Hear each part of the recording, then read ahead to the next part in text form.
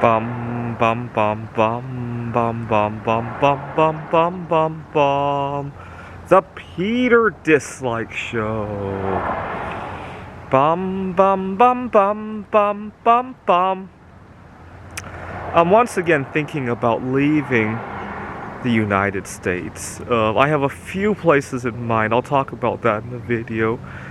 And the gist of why I'm leaving is that life is very fast-paced here in the United States, and also very close-minded. We take a long time to adjust to things in the United States. Look at how we handled gay marriage. Look at how we've handled healthy eating and alternative medicine, right?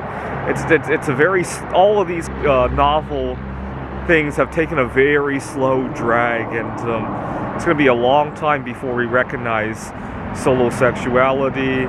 It's going to be a long time before we recognize some other solutions to our lives.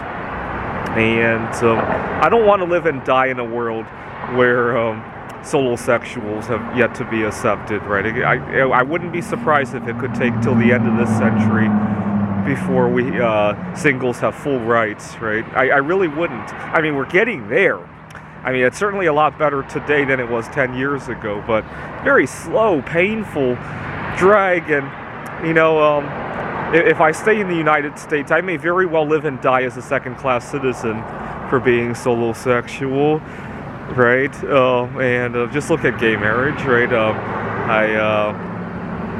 I went to college with a classmate who was gay. He was 6-7 years older than me.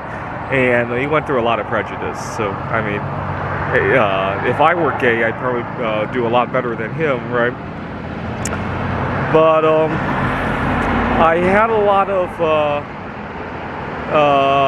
disappointment these last couple of months. It all started with I had a lot of sorrow about the Arizona State Fair, and I actually didn't go to it this year because I didn't feel strong enough to deal with it this year. I mean, I have to at some point, but I want to be in a good mental state before I go there. What had happened is that I had gone to the Washington State Fair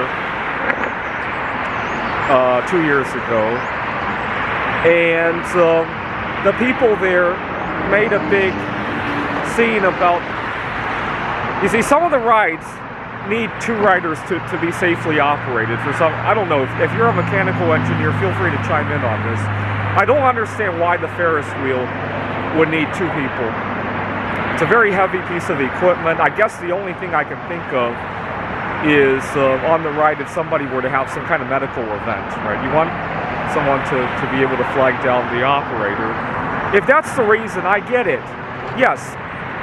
There's probably a safety concern. Well, I mean, I'm sure the State Fair would like to have more people ride it, right, if it were safe to do so. What I don't understand is why they haven't thought about this, that some people might go there alone, right, and to make provisions for that, right? And the other problem is that a lot of times, and this is not to mock the people involved there, a lot of times the people working at the State Fair don't speak very fluent English, and so it creates a lot of problems. You want to be able to speak up about your difference in life and solo sexuality, and then the person doesn't understand what you're saying, right? I thought about bringing a friend there to help translate, but then it doesn't work well either, because the people there are going to wonder why my friend doesn't just get on the ride with me. That's the most frustrating part, right? It's a protest. You can't even bring somebody. I would so much love to, not only to help translate, but bring somebody there as emotional support, right, for the protests. But anyways, I don't know. Feel free to chime in on that. First of all, I can't understand why you need two people to ride. The only explanation I can think of is somebody having a medical event on the ride. And second, why they don't make provisions to put people together on the ride, right? So, for example, I was recently reading an article about an airline that drew a lot of criticism because they weighed their passengers as they got on. They need to balance the plane in some way, right? You see, it would probably be pretty unsafe if you were the only one on board the aircraft, right? It might create some weight imbalances. Certainly in an emergency, if you don't know how to operate the emergency doors, you don't want to be the only one on the aircraft, right? But the airline doesn't say you have to fly with 50 other people, right? They just put you with 50 other people, right? I don't understand why a theme park can't think of that solution, right? And so I can't imagine this kind of situation playing out in another part of the world, right? In Taiwan, people are much more social. The entire country almost feels like one big family. And I don't think I want to move to Taiwan. The working culture is not exactly friendly. It's also very fast-paced.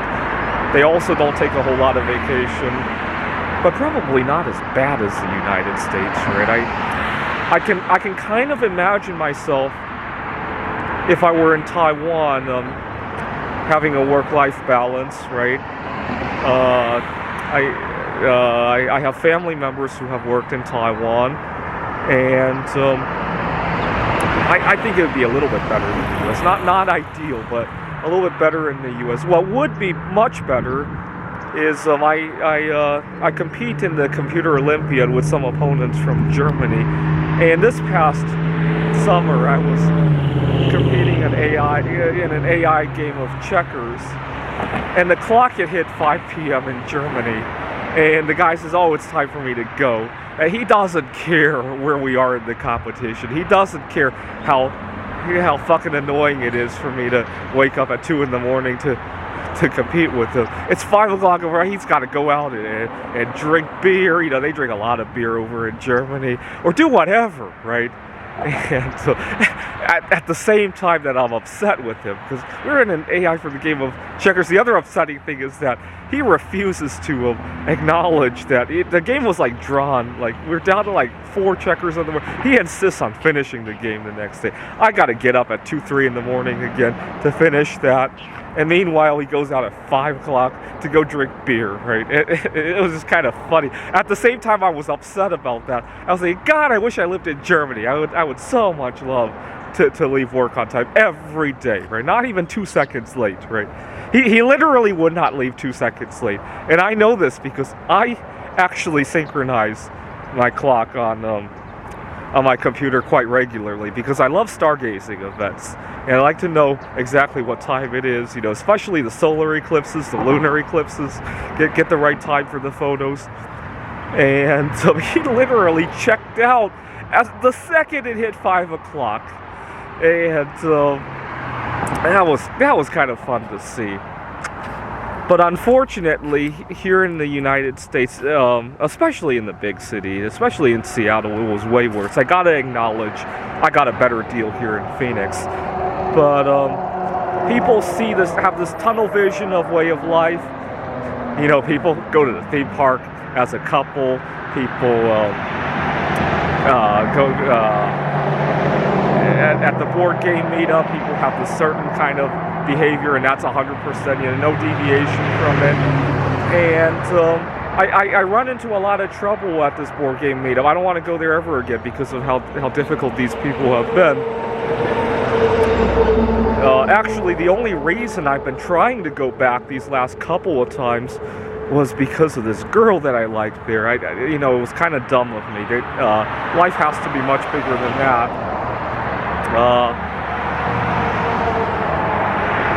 I have other commitments, and I often show up there pretty late. And then I pace around, and then they're very wishy-washy about what they're going to play next. And I made a mistake myself. I thought all of these people there knew I had various food allergies, because they had accommodated me in the past. Yesterday, I waited 2 hours for them to finish Terraforming Mars. I hate that game. Not the game itself, but it's too long for me. I don't have such a good attention span. And I waited for them 2 hours to finish, and then they finished. They're just about to start a game of Splendor, which I like. And this guy decides it's a real good time to open a bag of Cheetos. And he knows I'm actually in my anger. I thought he knew I had food allergies, but I just spoke to a friend of mine, and my friend related that most people aren't going to commit that to memory because they don't see it regularly, right? They see it as something they can eat, and in a way, I think she's right. I routinely forget people's names, right? I teach at Phoenix College. I just forgot one of my students' names the other day. Actually, it's kind of funny. One of my students and his younger brother both go to that same school, and I have them in 2 different classes, actually. And for about 3 weeks, I had the 2 of their names mixed up. They look very similar to each other, and I often see they get along with each other. I often see them in the computer lab together. I got their names mixed up for 3 weeks, and these people are so nice, they didn't even point it out. It was only one day. See, one of the guys is named Mark, the other is Seth. I got them mixed up.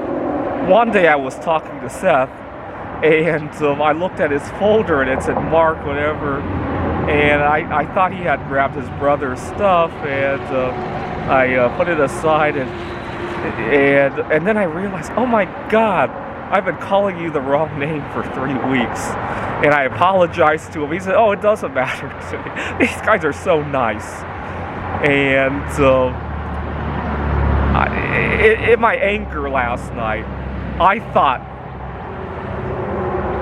the guy had opened the bag of Cheetos to upset me. I thought he would remember. But after talking to some of my friends and after my own experiences with with the 2 brothers, I realized that people actually do forget other people's lives because we got too much going on. But I lost it because I have been extremely patient with all of these people for weeks and weeks and weeks. I normally don't get so overwhelmed, but on a normal day I would say, oh my God, that doesn't work very well. Why don't you finish your food and wash your hands? We'll come back to you. But I've been waiting 2 hours last night. I wasted 4 hours the other day pacing around the game floor, and I can't do this anymore, right? I'd like to do some more traveling in the coming weeks. I really liked it when I went out to Albuquerque to view the solar eclipse. The only unfortunate thing is I didn't have more time out in Albuquerque that time. A lot of my colleagues also went different places to see the solar eclipse. Some of them took more time off, and I really want to encourage everybody to see a solar eclipse. So I kind of took one for the team that time, if you will.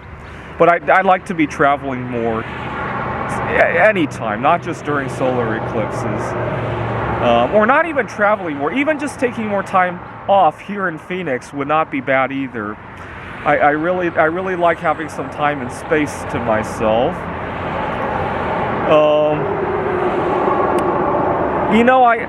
I was thinking yesterday how a lot of times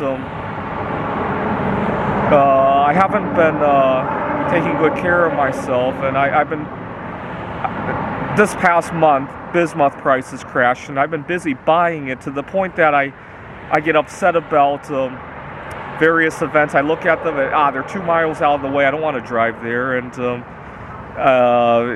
ditto with where I'm living right now, and it's giving me a lot of pressure, and I want to take a break from investing in bismuth. But then I listened to another Peter Schitt show or something else, and I was almost tempted to buy more bismuth this morning, but then I realized I also have to invest in myself. So I can't believe it. That's why I need to move out of the United States, where I don't have so much pressure to do that. Then I got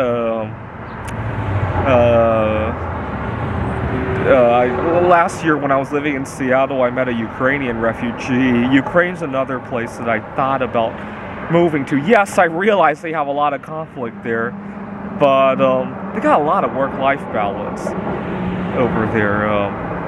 The refugee was working at just a corner store, and she actually checks out of work when she goes home. Or she doesn't think about, oh, I got the next day, and how am I going to get to work?